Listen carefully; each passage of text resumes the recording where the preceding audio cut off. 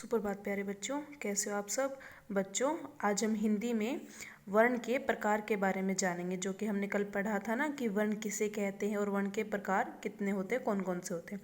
तो उसमें हमने पढ़ा था कि वर्ण के दो प्रकार होते हैं, पहला स्वर, दूसरा व्यंजन। तो आज हम पहले प्रकार यानी स्वर के बारे में पढ़ेंगे, ठीक है। उसके बारे में जानेंगे कि स्वर किसे कहते हैं और वो कौन कौन से होते हैं।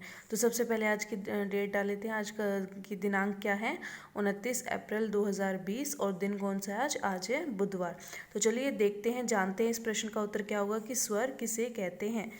तो इसका उत्तर होगा बच्चों, जिन वर्णों का उच्चारण किसी अन्य वर्ण की सहायता के बिना, ध्यान दीजिएगा, सहायता के बिना किया जाता है उन्हें स्वर कहते हैं। किसे कहते हैं बच्चों स्वर, कि जिन वर्णों, जिन अक्षरों का उच्चारण यानी जिन अक्षरों को बोला जाता है किसी अन्य वर्ण की, किसी दूसरे वर्ण या किसी दूसरे अक्षर की सहायता के बिना, जिस अक्षर को या जिस वर्ण को किसी दूसरे वर्ण की सहायता के बिना बोला जाता है उन्हें स्वर कहते हैं, ठीक है बच्चों।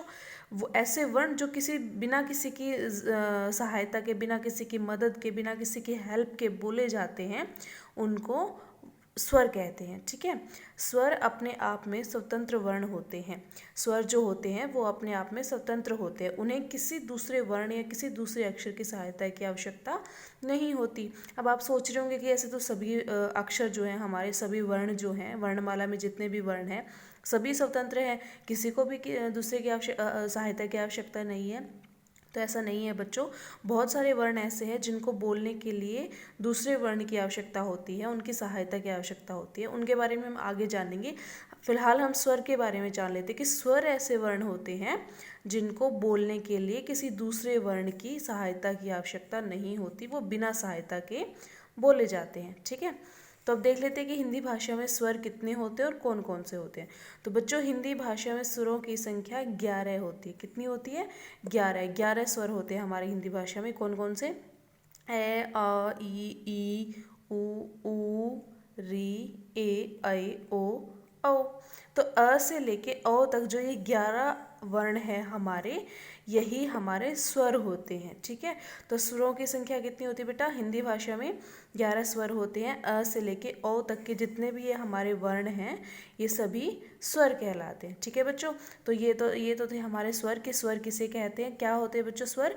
ऐसे वर्ण जो किसी दूसरे वर्ण की सहायता के बिना बोले जाते हैं उनको स्वर कहते हैं, ठीक है। तो अब देख लेते हैं हमारे आज के नए शब्द। पहला शब्द है बच्चों सहायता। सहायता का अर्थ होता है मदद। दूसरा शब्द है उच्चारण। उच्चारण यानी बोलना या अपने मुंह का कोई स्वर, मुंह से हम कोई बात बोलते, किसी बात का उच्चारण करना, मतलब किसी बात को बोलना। तो उच्चारण का अर्थ होता है बोलना। तीसरा है बच्चों ध्वनि। ध्वनि का अर्थ होता है आवाज़, ठीक है बच्चों। तो ये तो है हमारे आज के नए शब्द और ये था हमारा स्वर का टॉपिक।